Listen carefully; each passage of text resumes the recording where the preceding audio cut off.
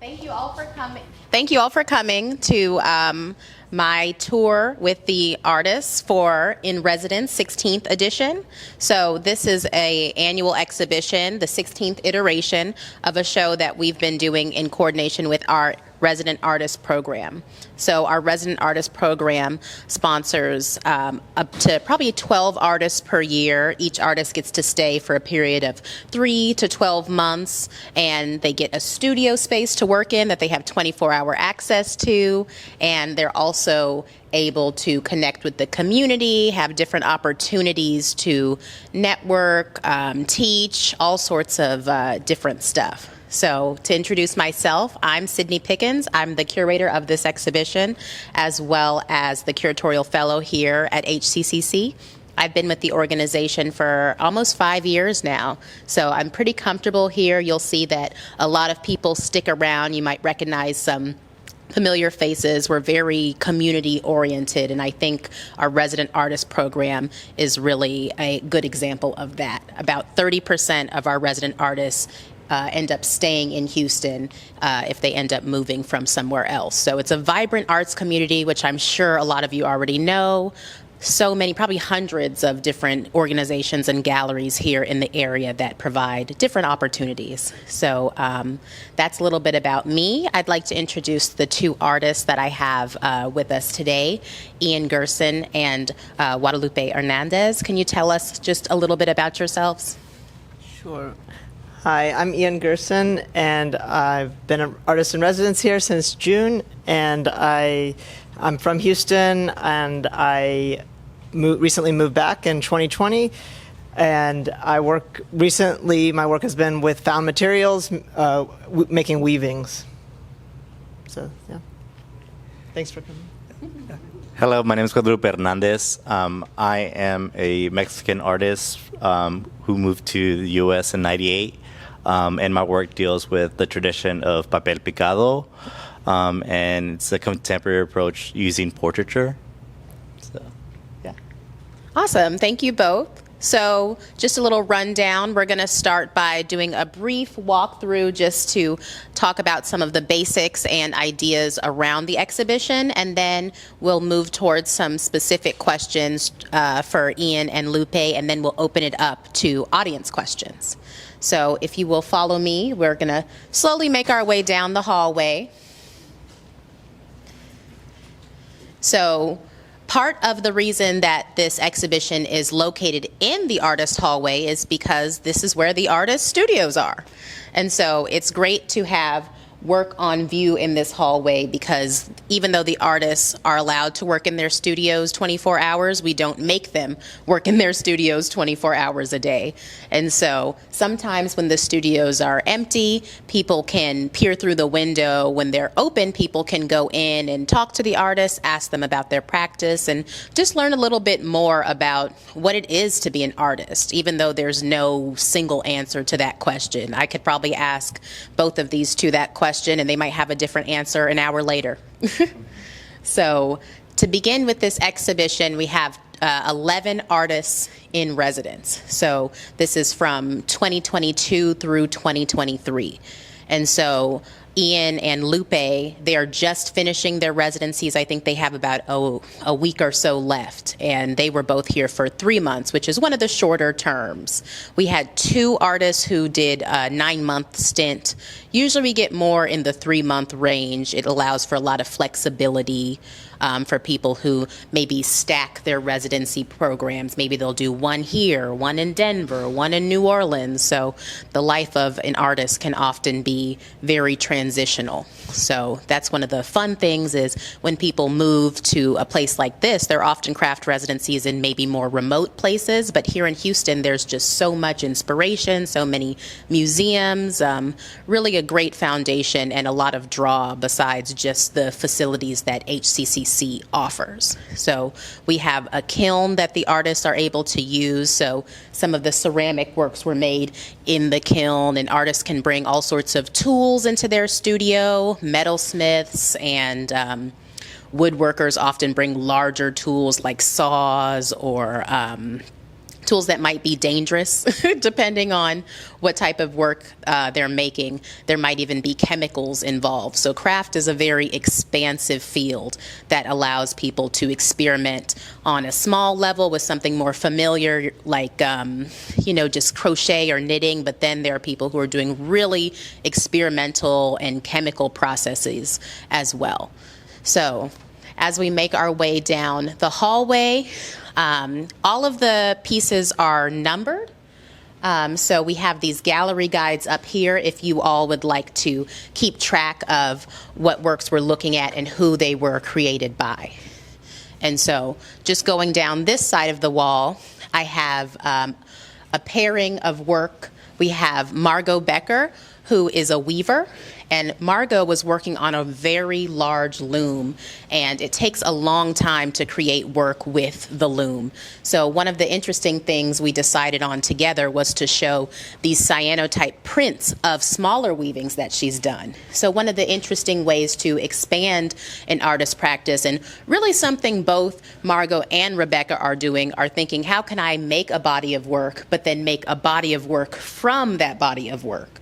So even though Margot has the specific weavings that she's making, these prints of the weavings can be their own work outside of that. Similar to Rebecca, who creates ceramic vessels, she then uses a wire to slice the vessels, and this is kind of the belly of the clay body.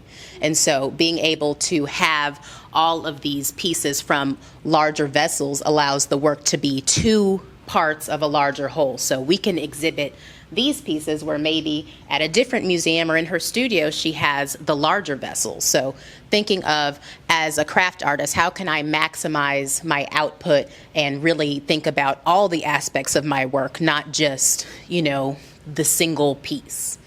So some of the interesting explorations that happen in the studio. So moving forward, we have these weavings by Felicia Francine Dean. Felicia was also working on a loom and thinking about incorporating other materials rather than just the cotton thread. So here we'll see she's used this kind of safety orange plastic material within this particular style of weaving is called overshot. And so you'll see how the bright colors and different textures really influence the warp and the weft, which are the two components when we're talking about weaving. So a lot of fun play with color as well as perspective with a lot of the weaving and weaving inspired work that we're seeing here. As we move a little farther down, we have some woodwork by Miles Gracie. Miles became really infatuated with the idea of taking a natural material and then making it look like something else and then making it again look like a natural material. So we have these unfinished carved flowers so that people can see the process that he goes through. Miles isn't big on sketching. He just takes the wood and just starts working. So you'll see a few pencil marks on the wood itself. You'll see different areas where he's made cuts and then maybe become a little hesitant.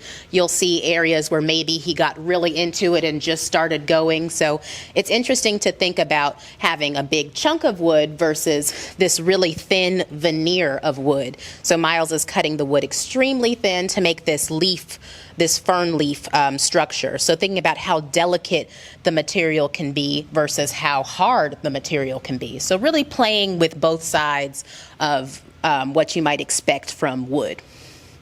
And then he also makes furniture. So thinking of working on a smaller scale, what can I do with less time? He had only 6 months in the studio, and some of the furniture pieces that he's made take maybe upwards of 2 years to create. So thinking, what can I make in a short time with less tools? So really trying to consider the different ways to approach making in a way that's intuitive and still interesting. Over here we have some ceramics by Yeonsu Kim. Yeonsu made a lot of vessels throughout his residency, and these two were particularly interesting to me because of of course, there's the interest in the surface design. He does a lot of sketching and is often inspired by scenes from his life and cartoons and different things he's seen at museums. So he's capturing that on the surface of the vessel, but he's also drawing attention to his Korean heritage with this piece, Empathy Moon. And so the moon jar comes from a tradition in Korea where the artist would make an undecorated vessel, and by not decorating the surface, it speaks to the restraint of the artist and that discipline of just really appreciating the form and the natural color of the porcelain. And so this little corner back here is something I was very excited to put together because, of course, we have art objects that have been made for the exhibition, but we also have just a collection of photos and clippings and works in progress to really demonstrate what the artistic process can be. So there's some cotton from HCCC's garden that's outside next to the parking lot. We have some Polaroids that Benny Ansel Flores took while she was having fun and just hanging out with some of her studio mates. We have some sketches that Yeonsu did just on Post-it notes because, you know, sometimes you have an idea and you just got to jot it down in the moment. So it really speaks to the studio experience and some of the things that I enjoy as a curator, having the artists on site.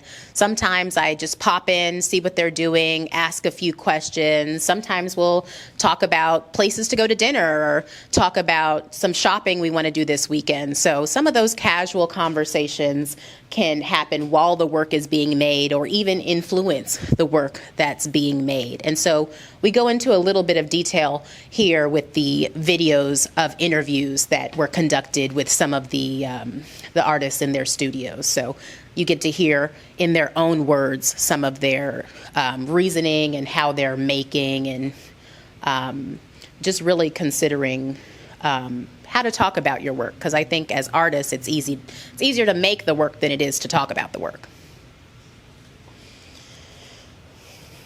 And so as we move forward, thinking about some of the interesting groupings of the objects.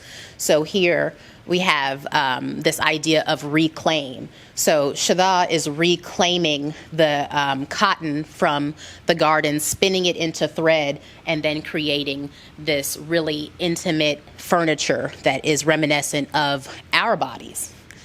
Then looking towards Juan, he's reclaiming cardboard and other paper materials to create clothing that is fantastical and speaks to what goes on in his mind. Juan often gets homesick, so thinking of if you're not at home, if you're at a residency, if you're traveling, how can you feel at home? And sometimes home is a favorite sweater, sometimes home is a favorite pair of shoes. So things that hold meaning to us are often clothing and craft objects. So that's one of the things I really enjoy about Juan's work. And then we have Ian's work, and Ian has been playing around with different materials that he's found in the Galveston area. And so, Ian, if you'll come over here, I'd love to hear in your words a little bit more about this piece and just the work you've been doing in the studios here. Sure, yeah. You can hold it. Okay. Like Cydney said, I've been working a lot with materials that I find around Galveston Bay and the Houston Ship Channel. So I find these ropes there that often come off of ships or sometimes related to fishing. And I've been gathering those materials along with many other things that I find on the street or that come out of like my personal scrap materials. So like personal clothing scraps from altering my clothes, found plastic, there's dried plants, neon orange construction netting, and the silver here is emergency blanket material. So I've been thinking the work is in response to the state of our climate and responding to the precarity and the kind of emergency situation that we are in. So the emergency blankets, I'm interested in those contexts where those are used in the real world, I guess, like to to offer warmth or protection to people. Also, depending on how I alter them, or like I'll cut them, and then they'll have a relationship to party tinsel. And my work has been really informed and interested in queer nightlife. So thinking about queer nightlife as refuge, and like, so there's an element of safety and survival there too. Similarly with the neon orange construction netting, it like blocks off a construction site, so there's like a safety element there. And to me, there's a relationship to club wear as well. So yeah, the work is informed by my lived trans and queer experience, and just thinking about relationship to safety and survival there, as well as the kind of parallels with climate change. So. Awesome. Thank you for sharing, Ian. One of the reasons that I paired your piece here in this corner across from Felicia's weavings is that thought about survival and doing what you have and making use of what you've got. Although Felicia's weavings seem abstract, a lot of what she does in her research is try to uncover weavings that have been created by enslaved individuals. So looking back through history and trying to find, you know, even if something said it was made by the mistress in the house, maybe it was made by one of the enslaved women. So within her research, she's thinking about craft and survival and self-expression. And so I love the way that both of you are using this safety orange within your works, and they're speaking to each other. And it's just a very interesting conversation to think about how historically Black and African American people have been in positions of oppression, and how still to this day, and then also queer individuals, and how you know, how you manage in these spaces and still are able to have creative output. So moving forward,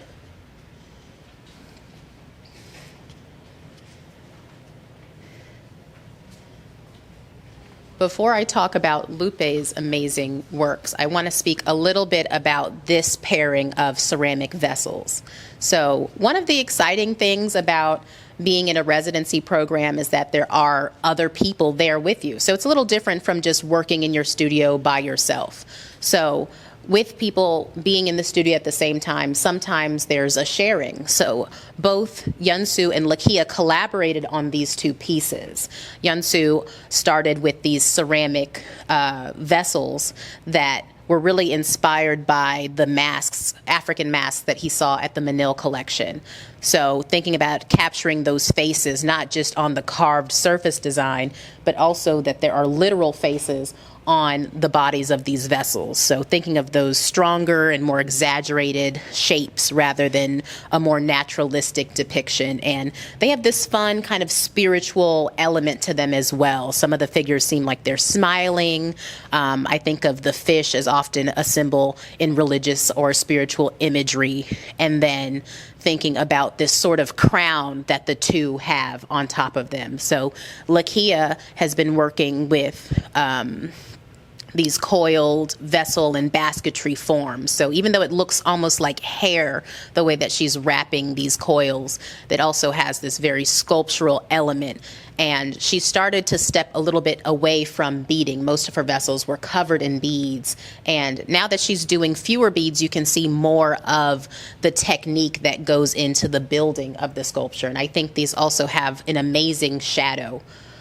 So thinking about the way that light passes through them, which is why I paired them next to Lupe's work, which also has these interesting cutouts, and the shadow becomes a work of its own. Can you talk a little bit more about these two? Yeah, absolutely.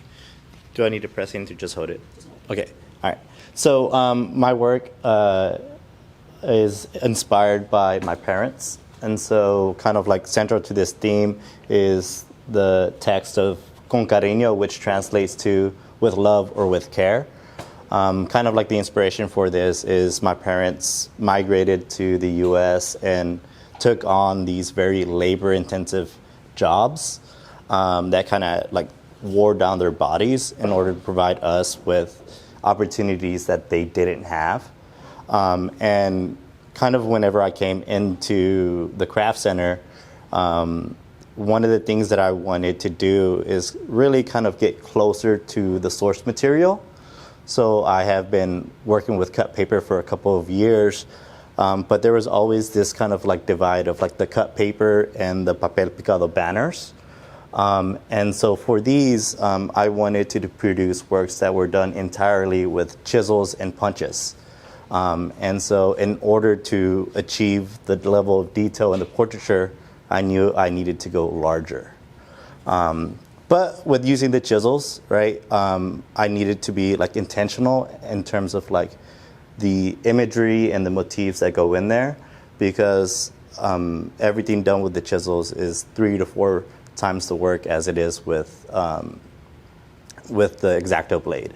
And so for this, there's a lot more intentionality, and there's a lot more of motifs that are very similar that you'll find in papel picado, but it incorporates objects that pertain to their labor. So my mom worked a lot in restaurants, and I worked with her in restaurants throughout high school.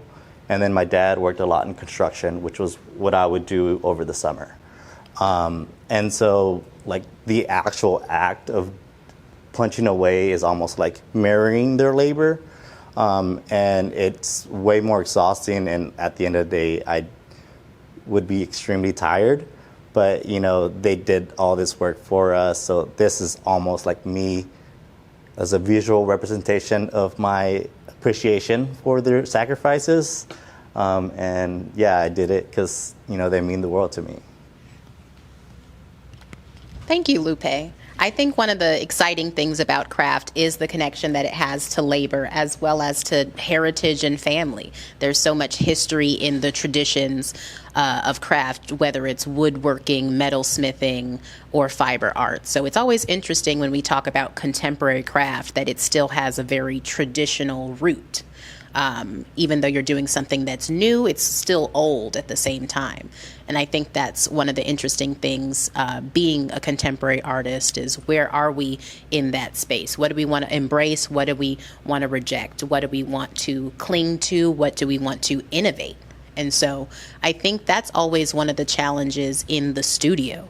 I'd like to hear from both of you, like when you're in the studio, what were some of the maybe biggest challenges that you learned through and worked through while you were here? And what would you consider some of your biggest successes? So Ian, you can go first. Sure. Okay. Yeah, some of the biggest challenges, I guess, well, one, yeah. Sorry. Yeah. I think one thing that has to. Sorry. Yeah. I think I mean, I guess just going off the labor conversation, a challenge that I often have when I'm working with weavings like this is the materials themselves can be really rough, and like I just use my hands, so. Using my fingers to like go in and out can be, yeah, I get like cut up, and that can often be a rough challenge for me. A success that I've had here, I would say, is getting to explore some different ways of making. So I usually start with the ropes. While I've been here, I've been using some clear plastic material, which is a newer thing for me, and along with the emergency blankets. And because of the window in the studio, I've noticed some like very interesting light patterns, which I wouldn't have really had that opportunity if not for here. So I think that's been a success for me, because it's opened up some thoughts about how I can use installation with these pieces in the future, and like working with lighting. So that's been interesting and made possible by the studio. And then as for me, challenges, for me would probably be like the scale of the work. This was definitely like uncharted territory for me. And one of the reasons why I had never gone to like this size was the materials that I use, the kozo paper. It's a Japanese fiber-based paper. And one of the reasons why I'm drawn to it is like it has that transparent quality that tissue paper has, which is how they're originally made. But because of the fiber, it's extremely strong. And the thing about it is that you can only find them as like 25 by 37-inch sheets. And so I was thinking of using other papers, but I really love this paper. So it was like finding a way to stitch together the sheets, and then like almost the uncertainty, like I'd never done it, so I didn't know if the entire piece would stay together because I would be punching it out. And so that was like kind of like the biggest challenge. And then also it was like finding a way to kind of like have similar properties in the design, so they have a similar border, but then they also deviate. So it was also like trying to find how am I gonna do this. And so it was, I learned as I went, and now it's like, it's exciting because it's kind of like opens an entirely new avenue from our work. It was like pushing the scale of the work, as well as like also how it transforms aesthetically the work, and figuring out, the last thing would be figuring out how to exhibit these, because these I want to be unframed so that they have that ethereal nature to them. So that was that would be the biggest success, is like finding how to exhibit them without the frame. Awesome. Thank you. And I'm going to answer the question myself. One of the biggest challenges that I had was, this is not the largest space. How do I fit 11 different artists who are all working with different materials, have different ideas, have big personalities?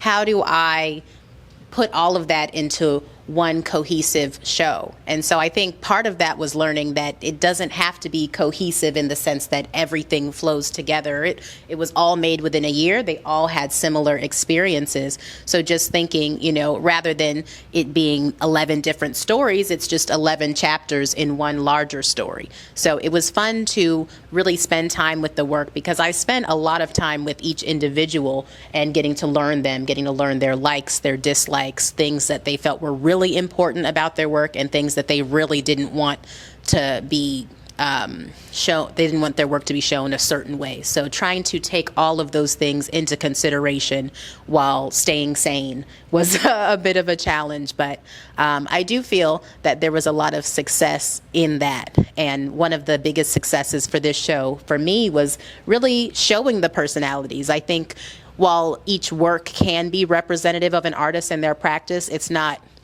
entirely true, because a work is more of a stage in an artist's development, and the art is always evolving. So being able to show, towards the back of the hallway, showing the pieces and the collected images and the collected materials, I learned more about what it is to be an artist. I think I, like a lot of people, kind of assume an artist has an idea, the light bulb goes off, and then they get a sketch pad and they sketch out their idea, and then 3 to 5 business days later we have a sculpture. When, it's more of a zigzag, circular, and sometimes it just trails off. Sometimes things don't get finished. Sometimes, we're working until the wire. There were some works that were being worked on this week. So, there's a lot of ebb and flow, and just being flexible, which I think as residents you really have to be flexible with the space. There are people coming into the studio. There are people asking about your practice, and thinking, how do I engage with people and show them what I'm working on, but how do I also carve out time to work on the stuff that I need to get done? So I think it's an interesting balance, trying to get all of those things in one residency. So I want to move a little bit farther down the hallway and talk about this last piece.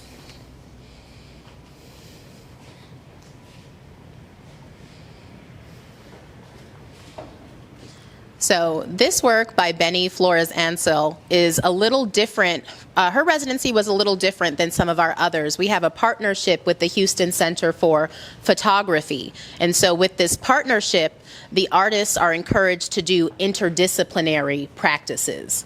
And so when we're saying interdisciplinary practices of craft and photography, what does that mean? And it's an impossible question to answer.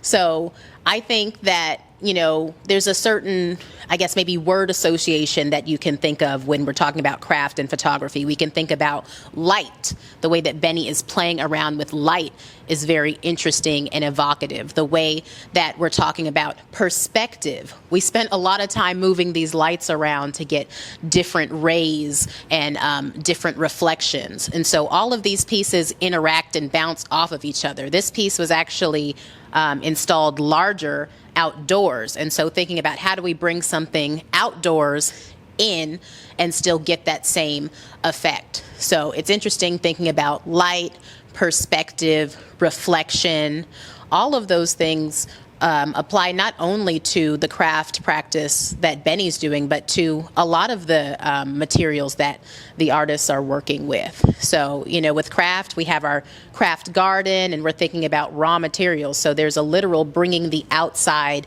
in. And so it's just really exciting to see so many different interpretations of craft. A lot of the artists are really pushing themselves to do something different. I think a lot of people consider painting when they think about art.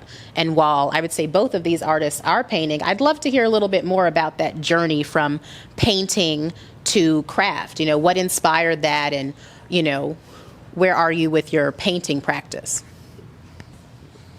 Yeah, for me, originally I was a painter, and the way I kind of stumbled upon papel picado was I came to the realization that a lot of the imagery that I was painting was a celebration of Mexican identity, and I thought, what better way to celebrate it than the object that represents a celebration?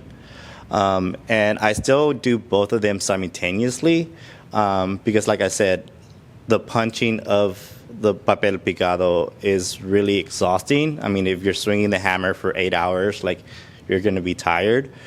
So there's kind of a altering of I'll do a painting and then I'll do a cut paper.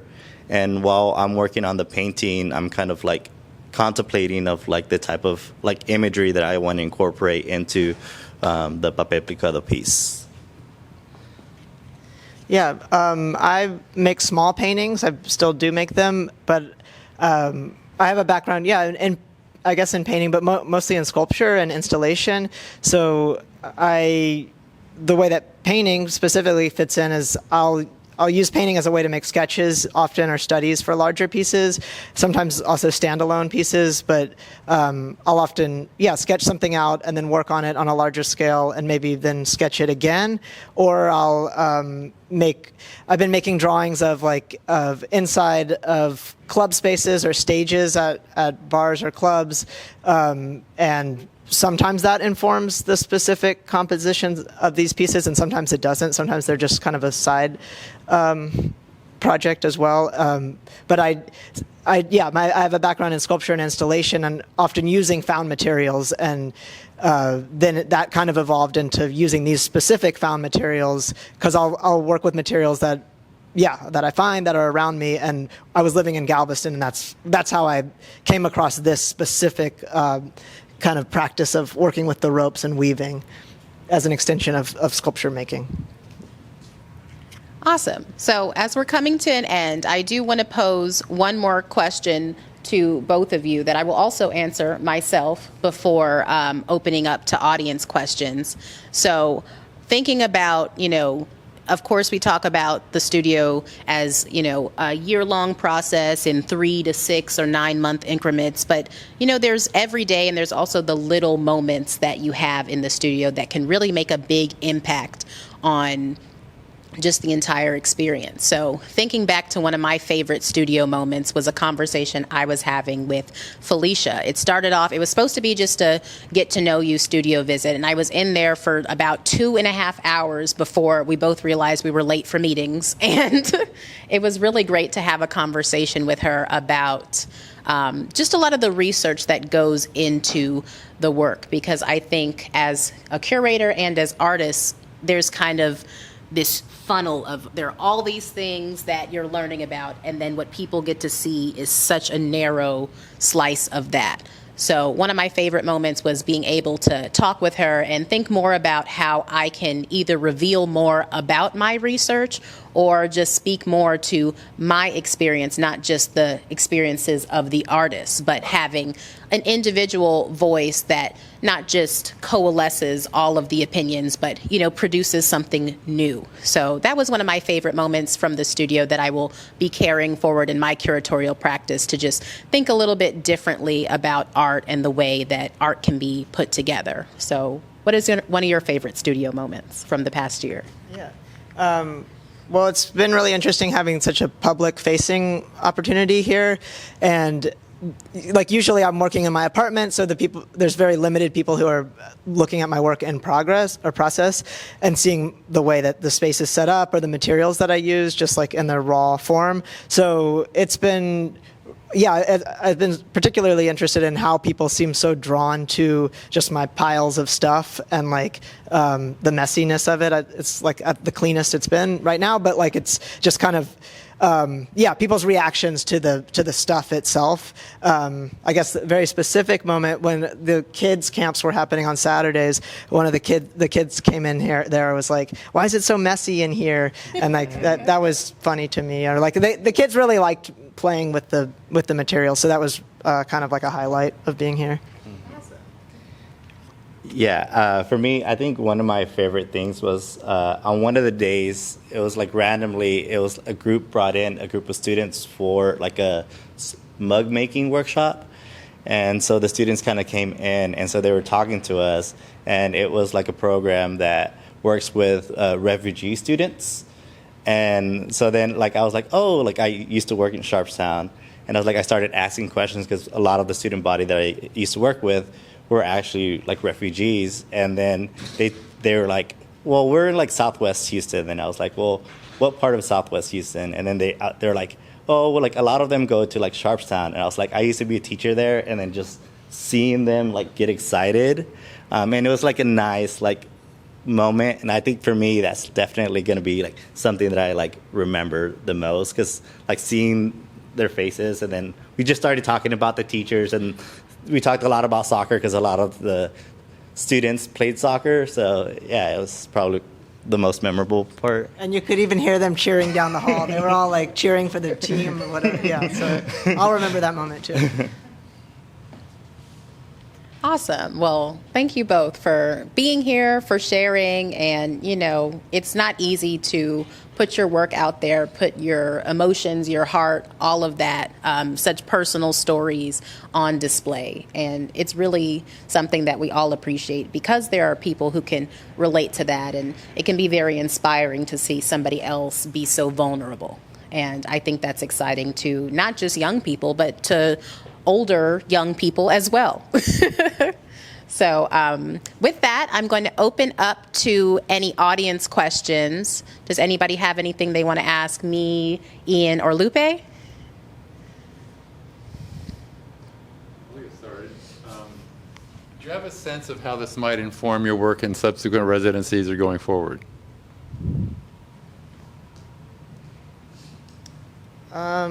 Well, so I've been starting to work more on making wearable pieces, turning my woven pieces into things that are wearable. I started that before the residency a few months ago, but working on that here and working next to Juan, who makes pretty much exclusively wearable pieces out of untraditional materials, out of cardboard. I've really liked being able to ask him kind of how he approaches that, and to understand. We're working with different things, but it's been really nice and helpful to talk to him about that. So I definitely think that some of that will continue to stay with me, and also now we're friends, so we can continue that conversation. And we've talked about collaborating too, possibly. So I think that connection stayed with me. I think for me, definitely, kind of my experience here is definitely going to impact not only other residencies, but how I continue to work. Because I think prior to this residency, my body of work kind of followed this thematic narrative, but it wasn't necessarily a collective body where it's a very specific theme or story that I'm saying. So now it's when I'm making these works, I'm going to be much more intentional of the works influencing one another and like it being like a much like deeper story.